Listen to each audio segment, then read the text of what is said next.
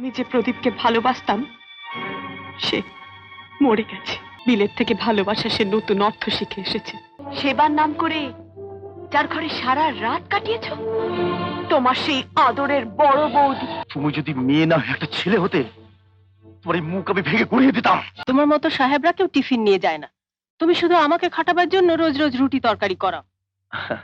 না বড় বৌদি, তোমার হাতে রুটি তরকারির কাছে আমার কোনো খাবারই ভালো লাগে না। তাই বলে এত বড় ইঞ্জিনিয়ার। বড় বৌদি, আমার জুনিয়ররা অনেকে দামি দামি লাঞ্চ খায়, কিন্তু আমি পারি না। যখনই মনে হয় দাদা দুটো শুকনো রুটি খেয়ে আমাকে ইঞ্জিনিয়ার বানিয়েছে, তখন মাধুরীকে অনেকদিন দেখিনি, আজ একবার আসতে বলবে? ফোন করলে বলবো। এই দেখো, এই দেখো। ও, আমি এক্ষুনি ঠিক করে দিচ্ছি।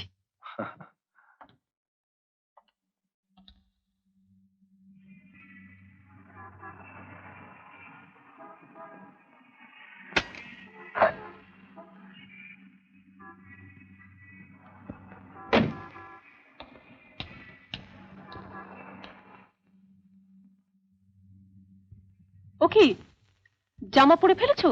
হ্যাঁ। খুলে দাও। না না, খোলার দরকার নেই। তুমি তুমি এভাবে লাগিয়ে দাও। অসুবিধা হবে। কিছু অসুবিধা হবে না। কাছে এসো, আরো কাছে এসো। এই তো।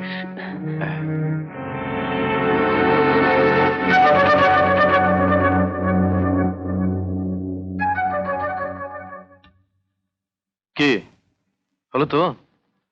মাধুরীকে আজ আসতে বলবে? অনেকদিন দেখিনি। বললাম তো, ফোন করলে বলবো। কেন, তুমি নিজে ফোন করে আসতে বলতে পারো না? আচ্ছা বাবা, আচ্ছা তাই বলবো। ঠিক আছে, দেখি। থাক থাক, আসি বড় বৌদি। এসো।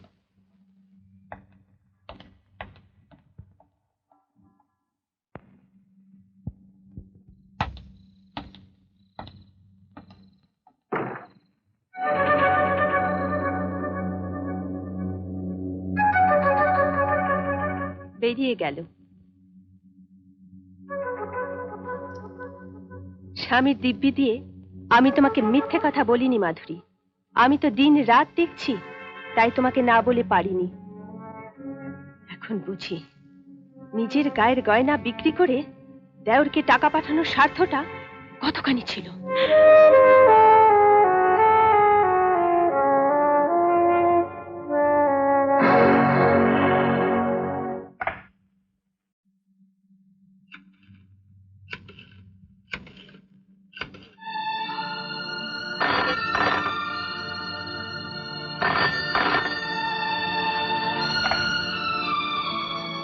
মাধু, হঠাৎ ফোন করলে? আজ বড় বৌদি হুকুম দিয়েছে তুমি টেলিফোন না করলেও আমি যেন করি। তাই করলে ভালো। তা বড় বৌদি ফোন করে কি কি বলার হুকুম তোমাকে দিয়েছেন বলে ফেলো। তুমি অনেকদিন বাড়িতে আসোনি, তাই আজকে অবশ্যই একবার আসতে বলেছে। একসময় তোমাদের বাড়িতে গেলে তোমার মেজ বৌদি আমাকে ঘরে নিয়ে যেতেন, দেখাতেন নতুন কি কি কিনলেন। এবার তোমাদের বাড়িতে গেলে তোমার বড় বৌদিও দেখাবেন ওর নতুন কেনা সম্পত্তিটা। কিন্তু প্রদীপ, ওটা আমার দেখা হয়ে গেছে, তাই যাবার ইচ্ছে আর নেই। তোমার কথার এক বর্ণ বুঝতে পারলাম না। হ্যাঁ, ব্যাপারটা সহজ, তলিয়ে ভাবলে বোঝা যাবে। কতটা তলায় যেতে বলছো? যতটা তলায় নামার ক্ষমতা বিলেত থেকে নিয়ে ফিরেছো, ঠিক ততটাই নামতে পারো। আমি উপরে ওঠার একটা রাস্তা দেখতে পেয়েছি। আমার গুরুজনরা আমাকে সেই পথেই যেতে বলছেন। তাই তাই কয়েকটা দিন একটু ব্যস্ত থাকবো। বিরক্ত না করলে খুশি হব।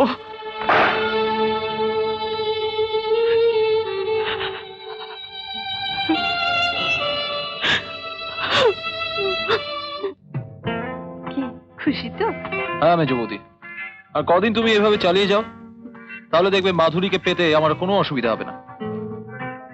এই অনেক রাত হলো, এবার চলি। আরে দাঁড়াও, 5 রকম ঝামেলার মধ্যে থাকি, কদিন আর এভাবে ক্লাবে আসতে পারি। আর আজ তুমি এতগুলো খুশির খবর নিয়ে এলে, ডিনারটা অন্তত একসাথে করি। কোনো কারণে মাধুরী আমাকে ভুল বুঝেছে বৌদি। কারণটা বললো না। সে কি? হ্যাঁ, ও ফোন ছেড়ে দেওয়ার পরেও আমি আরেকবার ফোন করেছিলাম, কিন্তু লাইনটা কেটে দিল। আমার অসুখের খবর পেয়েও একবার দেখতে এলো না। তারপর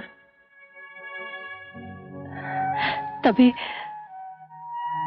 আমার কাছেও কিছুই লুকোবে না। কোথায় ওর অভিমান আমি ঠিক বুঝতে পারবো।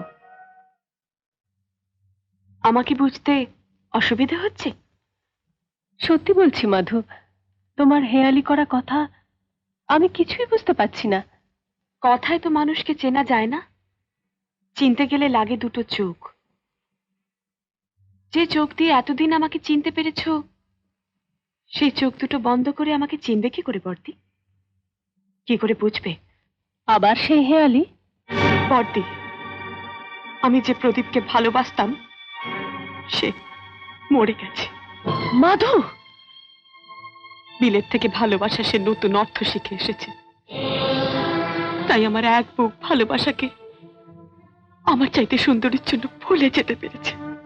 কি বলছো মাধুরী? ঠিকই বলছি। আমি আগের প্রদীপকে যতখানি ভালোবাসতাম, আজকের প্রদীপকে তুমি যদি ঠিক ততখানি ভালোবেসে থাকো, তাহলে আমার কথাগুলো তাকে জানিও। জানিও যে তার জন্য অপেক্ষা করার মানসিকতা একদিন থাকলেও আজ আর আমার নেই।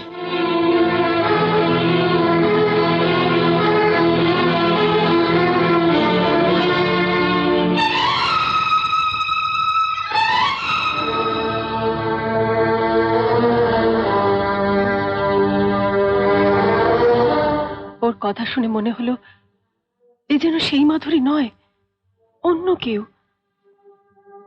কেন এমন হলো প্রদীপ? জানি না বড় বৌদি। কিন্তু জানতে তো হবে। না, ভালোবাসার মানুষকে কথা জিজ্ঞাসা করা যায় না কেন সে আর আমায় ভালোবাসে না।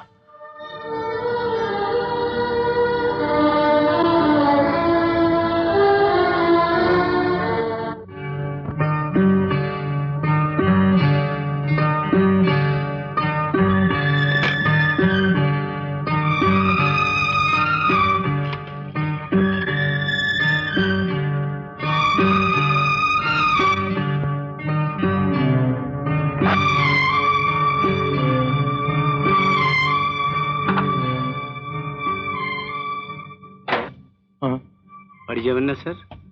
হ্যাঁ যাব। কটা বাজে? 7:30 স্যার। 7:30? দিদিমণি বাড়িতে নেই দাদাবাবু। 9টা বাজে। এলে বলো আমি এসেছিলাম।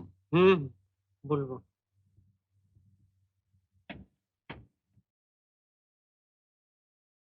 মাধু, মাধু দাঁড়াও। অনেক রাত হয়েছে, বাড়ি যাও। বর্দি হয়তো ভাবছে। অন্যকে কি ভাবছে তা আমি জানতে তোমার কাছে আসিনি মাধু। হঠাৎ তোমার এরকম পরিবর্তন? পরিবর্তন আমার না তোমার? আমার? হ্যাঁ, আমার মতন একটা সাধারণ মেয়েকে আর তোমার ভালো লাগছে না, তাই আমার চাইতেও সুন্দরীর দিকে ঝুঁকেছ।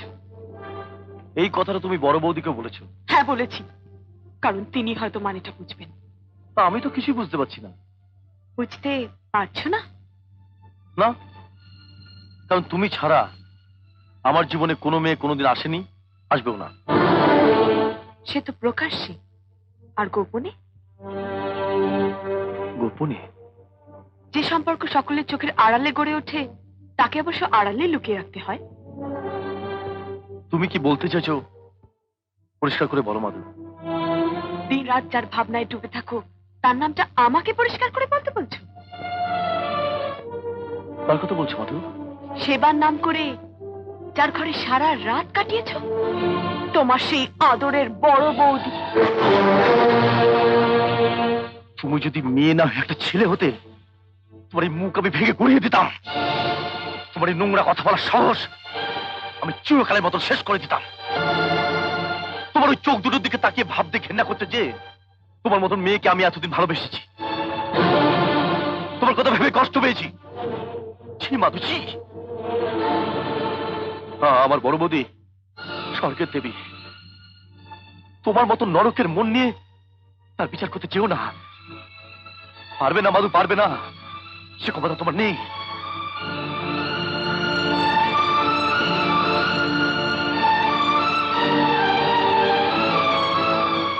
এমন আরো অনেক ভিডিও দেখতে এই চ্যানেলটি সাবস্ক্রাইব করে নিন এবং পাশের বেল আইকনটি প্রেস করে দিন।